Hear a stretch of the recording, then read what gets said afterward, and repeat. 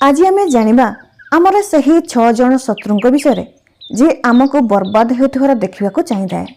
जी केवे चाहे ना कि आपण को किसी भी सफलता मिलू, किसी भी नाम अर्जन करंतु एवं किसी भी टंका रोजगार करिपारंतु। एही 6 जन शत्रु को समय थाई जेते शीघ्र दली मकची देवे सेते ही अधिक समय आपण को मिलिजिवो निज स्वप्न रे बंचिबा पई। प्रथम शत्रु जी आपण को बर्बाद करने चाहिए ताहा होची निज प्रति संदेह। आपण जदि निज उपरे विश्वास करते नहीं तो दुनिया आपण को उपरे किपरि विश्वास करिवो, कौन एहा मु करि परिबी, एही जो संदेह ताहा आपण को लक्ष्य को आपण को स्वप्न को आरंभ हेबा पूर्व शेष कर दिए। कहीं ना एथिरे आपण निज लक्ष्य पई निज स्वप्न पई परिश्रम आरंभ भी करि परिबे नहीं। तेणु निज उपरे संदेह करबा बंद करंतु। निज उपरे एते विश्वास रखंतु कि जहाँ निज पई भाबिचंती ताको केमिति कौनसी परिस्थिति रे पूरा करि परिबे। बस आपण को सही विषय रे भाबिबा बंद करंतु नहीं कि से काम को करबा छाड़ंतु नहीं। लगातार ऊपर स्तर संघर्ष पई प्रस्तुत करबा को हेबो, कारण आपण ही उपयुक्त आउ आपण ही एहा को करि परिबे। निज उपरे संदेह करबा बंद कर दियंतु। निजे निज को उत्साहित करबा आरंभ कर दियंतु। आपण को लक्ष्य पर्यंत आपण को जोश ही पहुंचाइबो। निज क्षमता उपरे भरोसा रखंतु और परिश्रम जारी रखंतु। द्वितीय शत्रु जी आपण को बर्बाद करने को चाहिए से होची आपण को निज मन, निज निश्चितता, जार आपण दास अटंती। कहीं ना से मन इच्छा करे आपण तार दास हो जाती। निज मन कहले आराम करने पई तो आपण आराम करुछंती। मन जेबे कही थाए बुलिबा पई तो आपण बुलिबा को चली जांती। आपण निज मनर दासत्व करी निज को निश्चित कर नै छंती कि ताहा एबे आपण को अभ्यास हो जायछि। वर्तमान आपण परिश्रम करिया पई अबा किछि भी नुआ करिया पई भय करूछंती। आपण चाहि करिवि ताहा करि पारु नांती, जेउथि पई आपण एठा को आसीछंती। जेउ काम करिया पई आपण भाबिछंती, जेउ लक्ष्य को नै भाबिछंती तार किछि अंश भी करि पारि नांती। आपण निज लक्ष्य ठारू एते दूर को चली जाइछंती कि जदि आजि ठारू आरंभ करिवे तो आपण को 1 मास लागि जिवो एहा भाबिबा पई कि कोन करिवार थिला आ मु कोन करूची। काहे कि ना आपण भूली जाइछंती आपण को कोन करिवार थिला। आपण एहा को भूली अलगा दुनिया रे थिले, जेउठी आपनकर केवल आराम और समय नष्ट रे दिन जाउतला, मजा रे समय बीतुतला।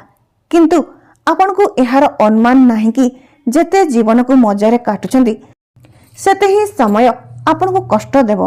वास्तव रे आपण को शत्रु आपण निजे, आपण को चालाक मन, जहार कथारे आपण चालुछंती, जेबे कि आपण को निज मन को चलाइबा कथा।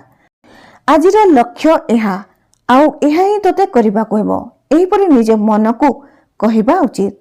मन सबुले आराम चाहिए, तेणु से ए सब करिया को चाहिबा नाही। ताको बिना परिश्रम रे सब किछि दरकार।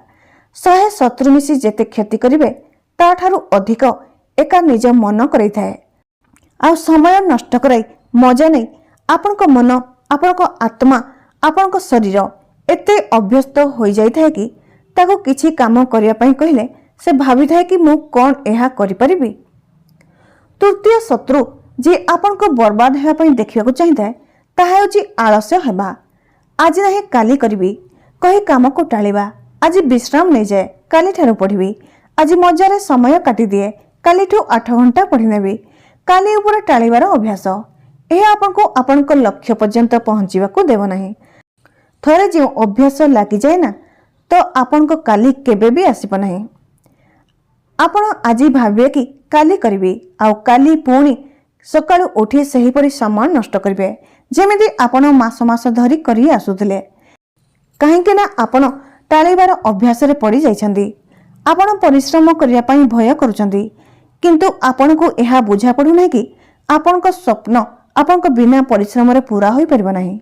आ जदि थरे समय हातरु चली गला ना तो आपण चाहि करबी निज जीवन को उचित बाट नै परिबे नाही।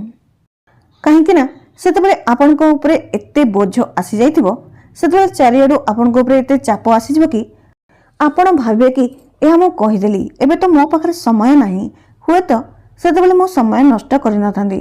तेणु आलस्य छाड़ू।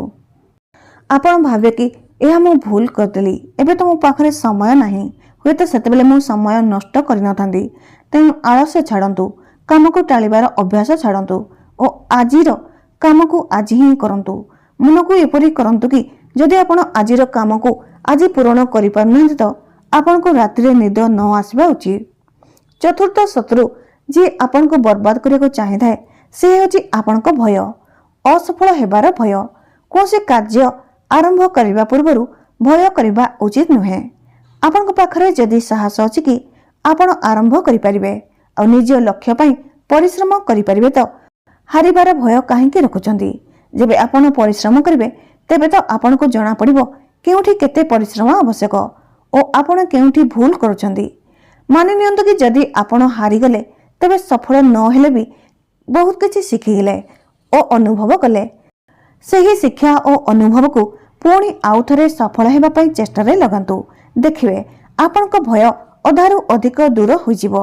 ଜଣେ ହାରିଯାଇଥିବା ମଣିଷ ଓ ହାରିଥିବା ପରିସ୍ଥିତି ଆପଣଙ୍କୁ ଯେତିକି ଶିକ୍ଷା ଦେଇଥାଏ ଜଣେ ସଫଳ ମଣିଷ ସେତିକି ଶିକ୍ଷା ଦେଇପାରିନଥାଏ। ଜଣେ ସଫଳ ମଣିଷ ସେତିକି ଶିକ୍ଷା ଦେଇପାରେ ନାହିଁ। ତେଣୁ ଶିଖି ଚାଲନ୍ତୁ ଓ ଆଗକୁ ବଢ଼ି ଚାଲନ୍ତୁ। ଅଟକି ଯାଆନ୍ତୁ ନାହିଁ, ଛାଡ଼ନ୍ତୁ ନାହିଁ ଆଉ ହାରିବାର ଭୟ ରଖନ୍ତୁ ନାହିଁ। ତାହା ସହ ଲଗାତାର ପରିଶ୍ରମ କରନ୍ତୁ। ହେଲେ ସଫଳତା ଆଜି ନହେଲେ କାଲି ନିଶ୍ଚିତ ମିଳିଯିବ।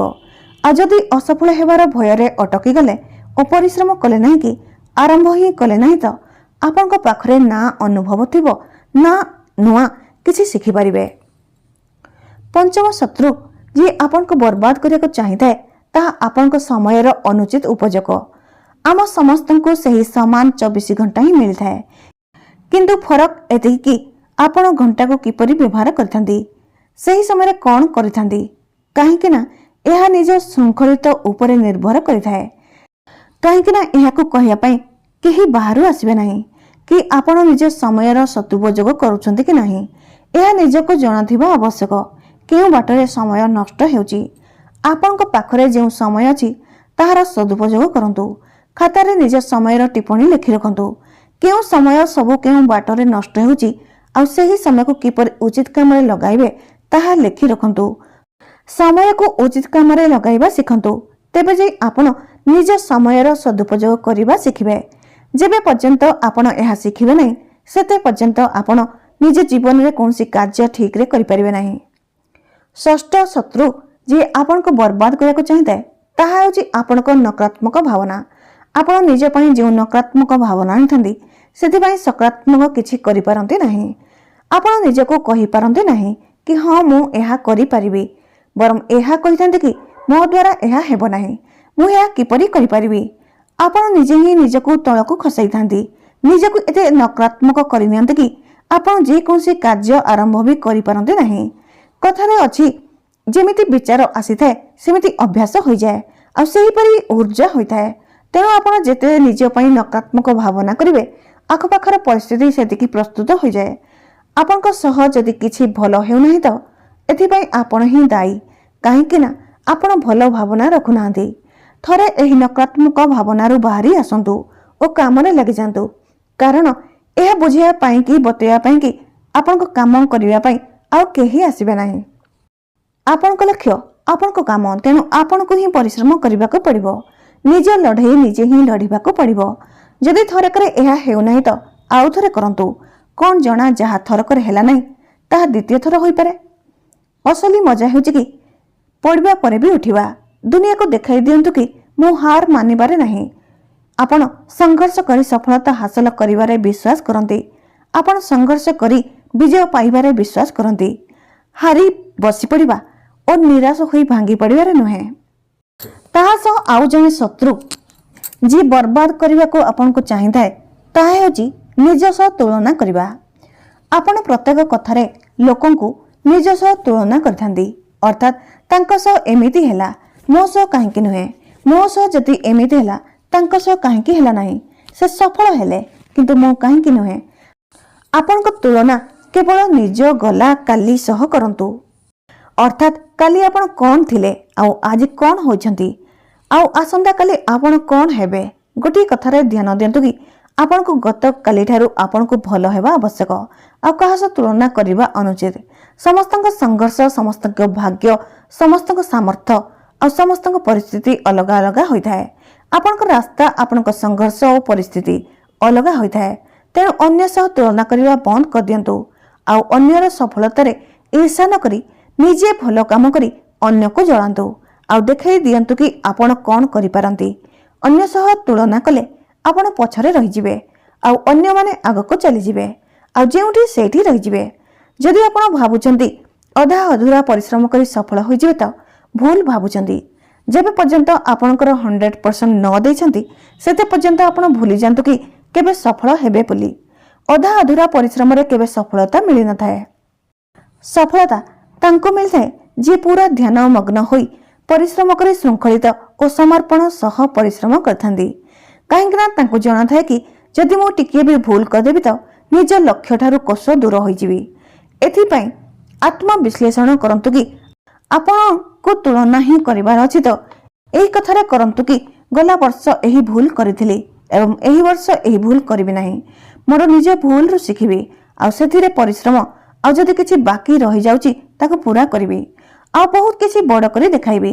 ବାସ୍ ଏପରି ତୁଳନା କରନ୍ତୁ ଆଉ ନିଜ ଶତ୍ରୁ ହେବା ବନ୍ଦ କରିଦିଅନ୍ତୁ। କାହା ସହିତ ନିଜକୁ ତୁଳନା କରନ୍ତୁ ନାହିଁ। କେବଳ ଏହା ମନେ ରଖନ୍ତୁ କି କାଲି କ'ଣ ଭୁଲ କରିଥିଲେ। ଏହାକୁ ଧ୍ୟାନ ଦିଅନ୍ତୁ। ଭୁଲ କାହିଁକି ହେଲା ତାହା ଜାଣିବାକୁ ଚେଷ୍ଟା କରନ୍ତୁ ଓ ସେଥିରୁ ଶିଖନ୍ତୁ। ଭୁଲକୁ ଦୋହରାନ୍ତୁ ନାହିଁ, ବରଂ ତାକୁ ସୁଧାରି ଚାଲନ୍ତୁ, ଆଗକୁ ବଢ଼ି ଚାଲନ୍ତୁ। ଲୋକଙ୍କ ଭିଡ଼ରେ ସାମିଲ ହୁଅନ୍ତୁ ନାହିଁ। ଦୁନିଆରେ ଆଗକୁ ବଢ଼ିବାର ଅଛି ତ ଦୁନିଆ ଠାରୁ ଅଲଗା କିଛି କରିବାକୁ ହେବ। ବସି ରହିଲେ କିଛି ହେବ ନାହିଁ। ଏଥିପାଇଁ ଆପଣ ନିଜ ଭିତରେ ଯେଉଁ 6 ଜଣ ଶତ୍ରୁଙ୍କୁ ରଖିଛନ୍ତି ତାକୁ ବାହାରକୁ ଫିଙ୍ଗି ଦିଅନ୍ତୁ।